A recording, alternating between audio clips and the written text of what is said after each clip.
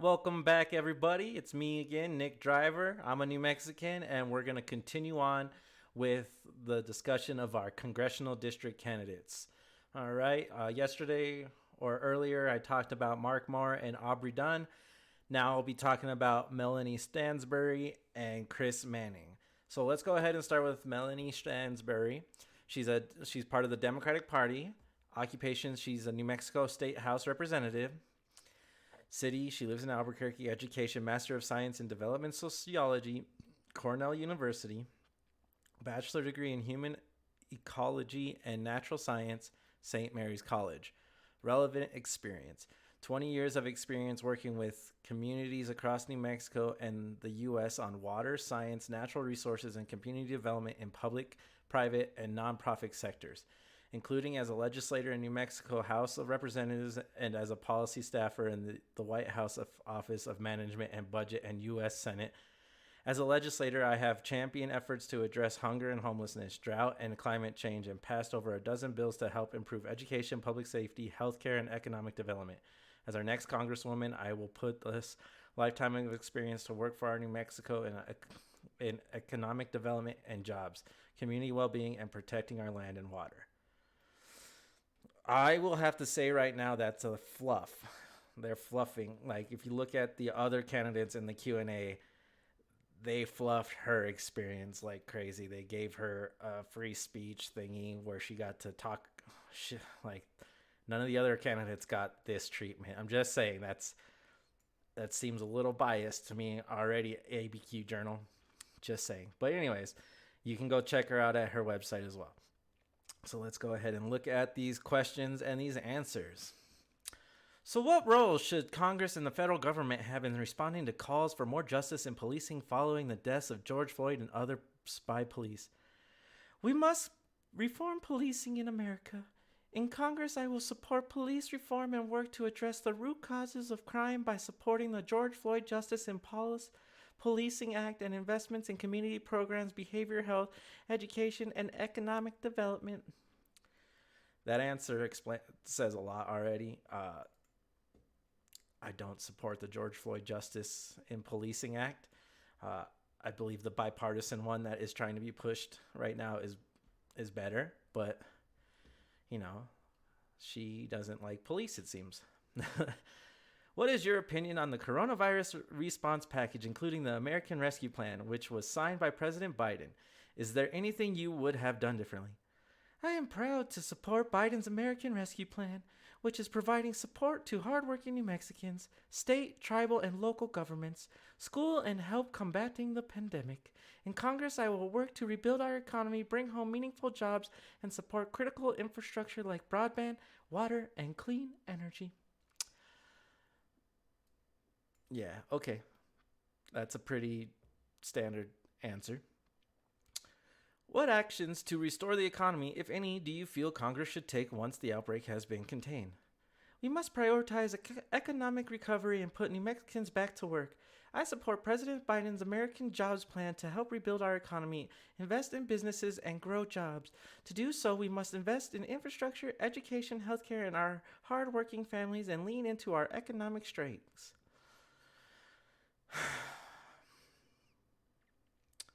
Okay. All right. Let's keep going. She agrees with Biden. She agrees with Biden. Let's see what thinking she does for herself. What is your position regarding climate change? What action should Congress take, if any, regarding the environment? The science is clear. We are facing a climate crisis that must urgently be addressed. By addressing our carbon footprint, reimagining and diversifying our economy, and providing tools, resources, and jobs to build a more just, equitable, and resilient future for New Mexico and our planet.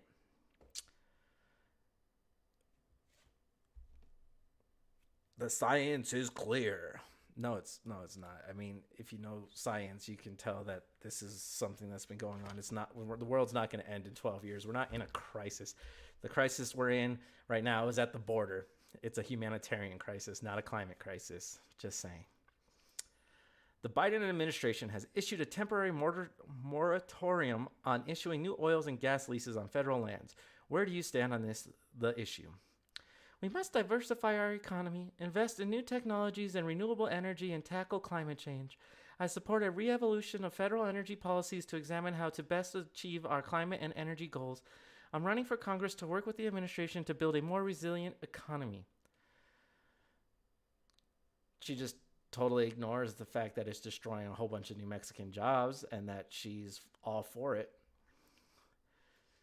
But, I agree. We need to diversify our economy and we need to make it so that we do have more options than just gas and oil. I agree on that. But I don't agree the way to do it is by just cutting oil off and expecting the rest of the infrastructure just to grow. You got to grow the infrastructure and then cut out the oil and gases. It's just that simple.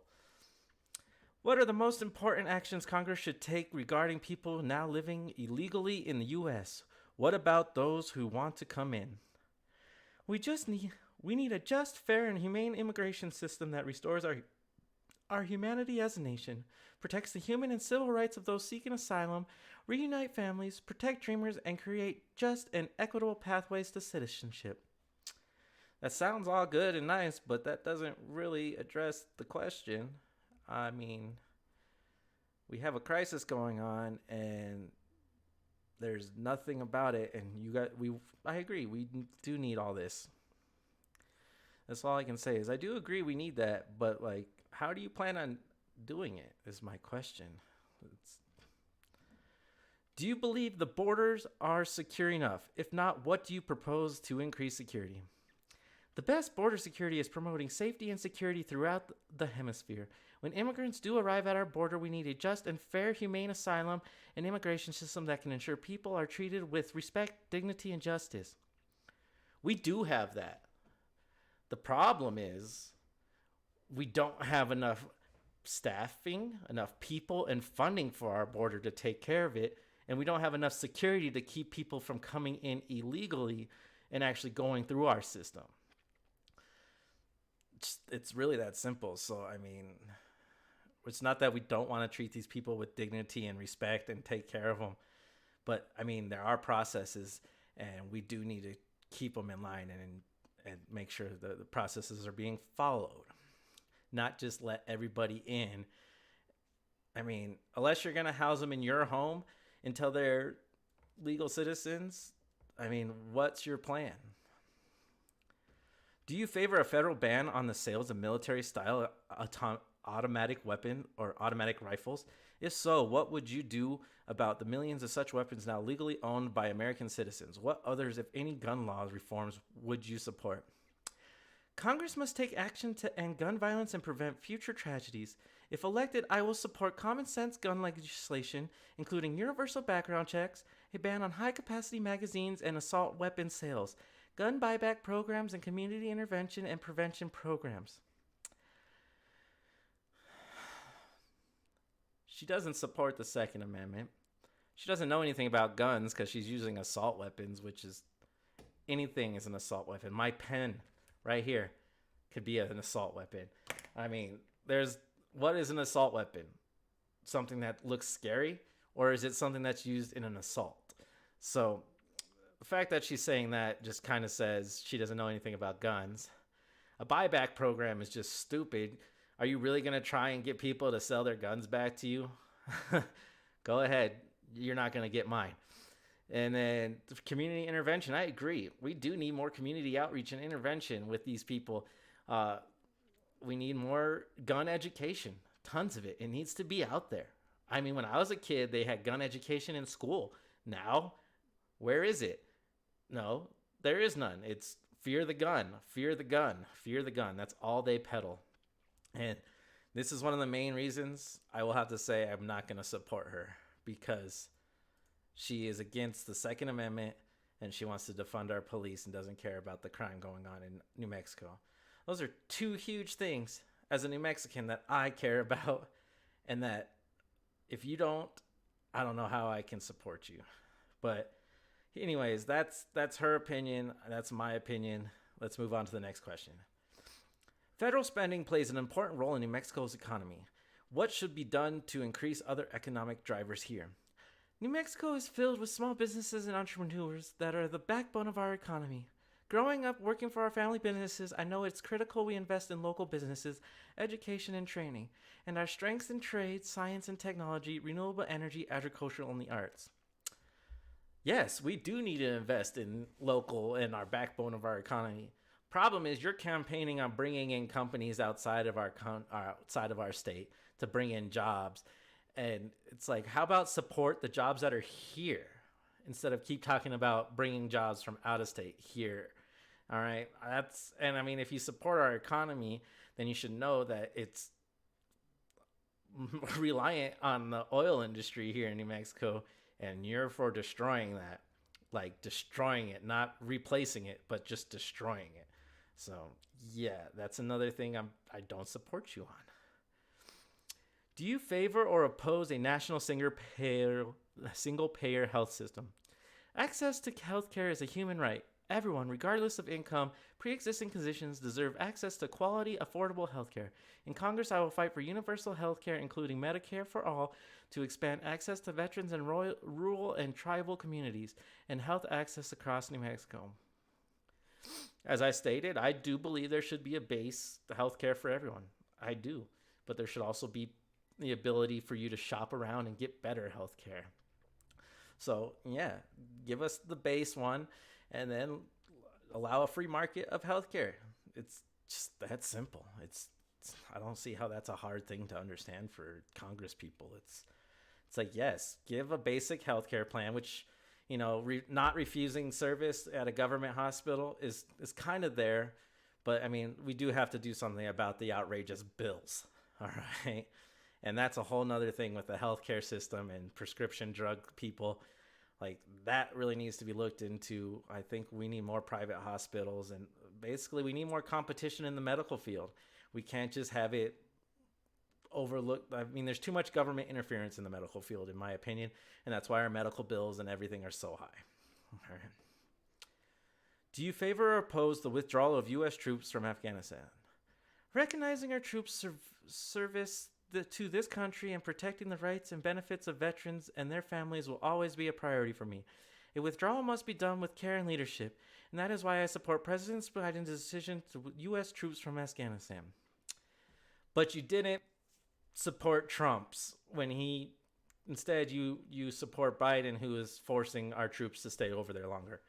All right, I come from a military family. I'm a military brat, and this right here, 6 more months in Afghanistan is a huge deal for military families. All right. Anytime any military family has a member of their family in a war zone, it is a huge deal. All right. I've many of my years as a child, my dad was gone, and it's always a terrifying thing. It's always a terrifying thing. So actually supporting President Biden's to hold the troops, not to withdraw them, because he's holding them there still, not till then, I don't support. I supported Trump when he wanted them out already. So, yeah. Do you favor or oppose limits on late-term abortion, and do you believe taxpayer dollars should or should not be used to fund abortions? These decisions are deeply personal and should remain between a person and their faith, family, and doctor. Every pregnancy is unique, and the government should trust us to make our own decisions. I proudly support the Respect Women and Family Acts, and in Congress, I will continue to vote pro-choice. She didn't even answer the question. She just said she's pro-choice, so whatever the pro-choice's option is. So in other words, she's for late-term abortions, which is murder, and then she doesn't oppose. She never answered the question about taxpayer dollars, so I'm assuming she wants us to be paying for these murders of these unborn children. So yeah, there's another thing. I don't agree with you, Melanie, and I don't think I'm gonna vote for you. So I'm sorry. I'm looking over your stuff, and it's very non-New Mexican. What should be done at a federal level to address the crisis of opioid addiction? Any other drugs? We must invest in our communities and their well-beings to address the opioid crisis and ensure that communities have the resources and tools to respond. In Congress, I will support legislation and funding to increase resources for behavioral health and rehabilitation addiction services. Dodging the question again, like, what are you going to do other than just, yes, we want to take care of the people who are addicted, but what are you going to do to stop the problem? That's what we want to know. What are you going to do to stop the problem? Why do you want to be a member of Congress? I am running for Congress to serve and lift up the voices of our communities to tackle our biggest challenges for economic development and jobs, to food and water security, to climate change. This campaign is about building a more just, equitable, and sustainable world that puts our communities first. These answers. Most of our answers were just talking about being in Congress and being Joe Biden's lapdog. I'm sorry. Like, yes, you can say I'm biased, but like I'm just going off of what she's saying. And all she wants to do is go to Washington, D.C. And everything she says, I don't see anything that actually helps us New Mexicans. Her personal background, she's never had federal tax liens. She's never had to deal with bankruptcy, and she's never been convicted of a crime. You are not my candidate. I will tell you that right off the bat. She's not my candidate. I don't support her. Everything she basically stands for is what I am against, and it's pretty obvious. But let's go ahead and see what our libertarian candidate, Chris Manning, has to offer. So Chris Manning, libertarian, staff auditor from Farmington, bachelor degree, secondary education with an emphasis in history, 6 years of military services, and Manning for New Mexico. All right. Let's get into this. What role should Congress or the federal government have in response to calls for justice in policing following the deaths of George Floyd and others by police?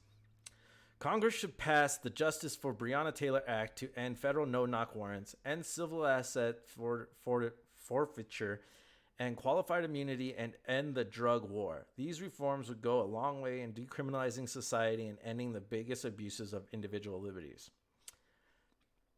That's a pretty straightforward answer. I agree with the whole no-knock warrant things. I mean, because that puts police officers and criminals in danger, and even sometimes not even criminals, because, yeah, a no-knock warrant, like, that's stuff that CIA and, espionage type things are for. Like, we're not trying to be doing that. We don't need that no-knock warrant bullcrap. Let's go ahead and identify ourselves and do what we got to do to get the situation solved.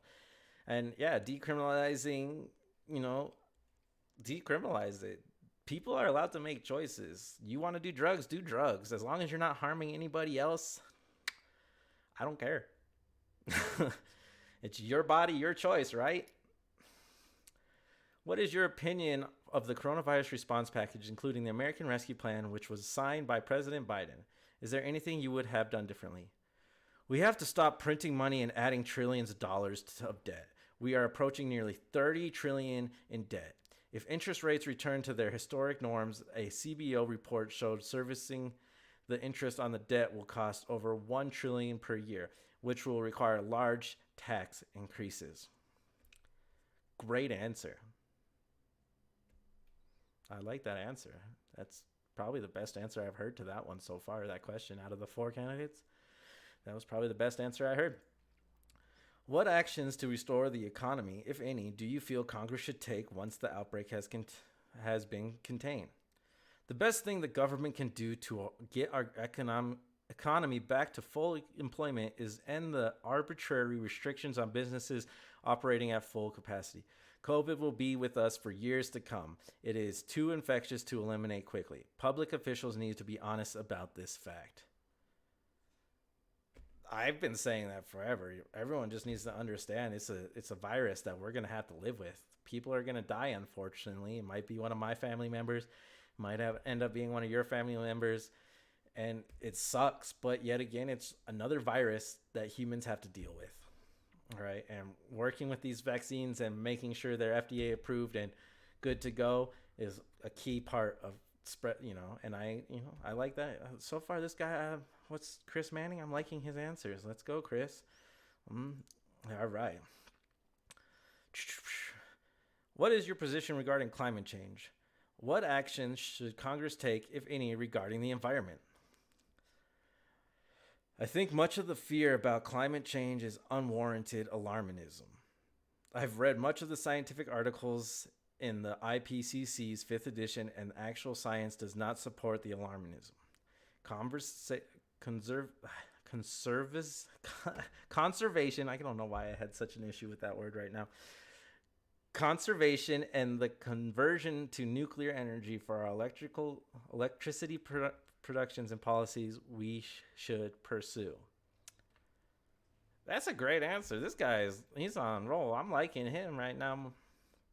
The Biden administration has issued a temporary moratorium on issuing new oil and gas leases on federal lands. Where do you stand on this? This is a bad policy which harms New Mexicans specifically and the nation generally. The conversion from coal to natural gas has been one of the biggest drivers in the reductions of CO2 emissions over the last decade. Good answer. What are the most important actions Congress should take regarding people now living illegally in the U.S.? What about for those who want to come in? I am an advocate for increasing legal immigration. We grant citizenship to about 1 million people a year. We should increase this to by 300,000 to 500,000 a year. People here illegally who have not committed any crime should be allowed to apply for citizenship as well. That's a pretty fair answer. I like that. Do you believe the borders are secure enough? If not, what do you propose to increase security? Border security is not the issue. Changes to our immigration policy are. We need to reform the asylum process and increase legal immigration. Allowing people to apply for asylum in their home country will reduce the number of people coming to the border and eliminates the need for increased security. That's pretty common sense. I didn't think about that. Why don't we allow people to apply for asylum while they're still in their country? But would that mean we have to have foreign delegates in their country? That one might have some litigation we have to think about, but I mean that's a pretty good answer. I like that. Do you favor a federal ban on the sale of military-style semi-automatic rifles? If so, what would you do about the millions of such weapons now legally owned by American citizens? What others, if any, gun law reforms would you support? I don't support a ban on semi-automatic rifles. The Second Amendment is clear. The right of the people to keep and bear arms shall not be infringed. A CDC study showed over 1 million defensive uses of guns a year. Guns save far more lives than they take. Chris Manning, you are knocking this one out of the park. Your Q&A is blowing my mind. I don't know why I haven't heard of you more. Maybe it's because our news media hasn't really talked about any of the candidates and all they really... the only candidates I've heard of so far are Mark Moore and Melanie Stansbury. That's it. That's all I've heard, and it's always been some type of smear piece towards Mark Moore and some type of fluff piece towards Melanie Stansbury. That's all I've heard in the media. They need to do more with Chris Manning. I want to hear more of this guy. Where is this guy's public speaking? Where is this guy's platform? Like, who's promoting him? Like, come on, news. You guys talk about fair and equal and equity and all that, but yet again, you guys are being some of the most biased and unfair people on the planet. Okay. All right. So do you favor or oppose a national single-payer health system? I oppose a national single-payer payer system. I've been in the government-run healthcare system, the VA, and it isn't a great experience. I have put together substantial reforms to our system which will reduce costs, improve health outcomes, and address our physician shortage. Details are available on his webpage. Okay, that's cool. You guys, I've already told you my opinion on that. There should be a baseline, but of course there should always be better options. Do you favor or oppose the withdrawal of U.S. troops from Afghanistan? I support the withdrawal of troops from Afghanistan, Iraq, Syria, Saudi Arabia, Somalia, and every other country the U.S. military is engaged in combat operations. It's time to end all foreign wars and bring our troops home. I agree. We need to stop being in other people's countries and business. Let them do them. I'm sorry, but I mean, if we're going to ignore the atrocities China's are going to do, we need to be ignoring the atrocities that the Middle East people are going to do. We need to take care of ourselves and worry about ourselves. America first. It's that simple. Bring our troops home and protect our borders and protect our country. I agree. I agree. Do you favor or oppose limits on late-term abortion, and do you believe tax dollars should or should not be used to fund abortions? I, like the majority of Americans, oppose late-term abortions. Gallup has tracked this issue for over 2 decades, and 80% or more Americans have opposed abortions in final trimester.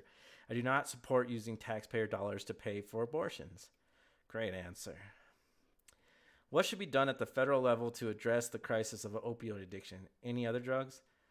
The government should decriminalize the use and possession of all drugs. We need to end the drug war. In 1999, Portugal took the unique position in the world and decriminalized all drug use. They now have one of the lowest rates of overdose deaths in the world.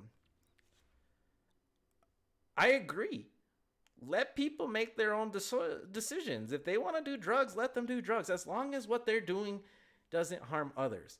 And the thing is, legalizing all these things will allow business, tax dollars, and it allows safe environments. One of the biggest issues with the opioid and heroin and all these type of drugs is the sharing of needles and like the transmission of HIV.